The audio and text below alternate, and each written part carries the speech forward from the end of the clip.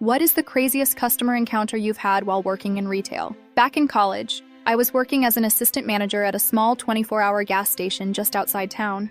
It was the kind of place that ran on a skeleton crew, one cashier per shift, a manager during the day, and me, the guy who knew just enough to cover everyone when things went sideways. That summer, the store manager went on vacation for 2 weeks, and suddenly, I was the one in charge. Most nights were quiet. We had a handful of regulars, truckers grabbing coffee, tired nurses coming off a shift, the occasional drunk trying to buy cigarettes without an ID. But one night around 1 a.m., I got a call from our overnight cashier, Jeanette. She was in her 60s, a no-nonsense woman with dyed red hair and a bad knee that popped every time she stood up. I liked her. Sharp, didn't take shit from anyone. She sounded rattled. Some dude just waved his dick at me through the window. That's how she opened the conversation. No lead-in, no build-up, just straight to it. I threw on a hoodie and headed to the store. Jeanette was still visibly shaken when I got there. She pointed to the side window near the register, the one customers used when the doors were locked at night, and said the guy had come up like he wanted to buy something, then just exposed himself and grinned like it was a joke. I pulled the security footage. We had a decent camera aimed right at the night window, and sure enough,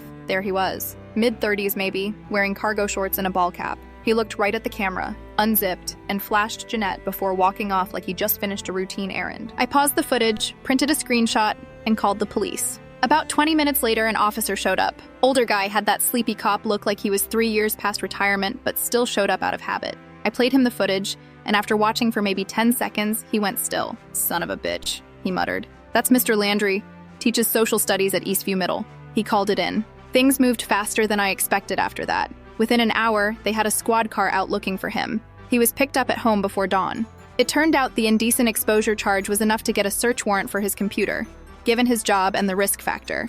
I didn't think much more of it until the next day, when Jeanette called me again, this time laughing, like the stress had finally broken into something manageable. "You watching the news?" she said.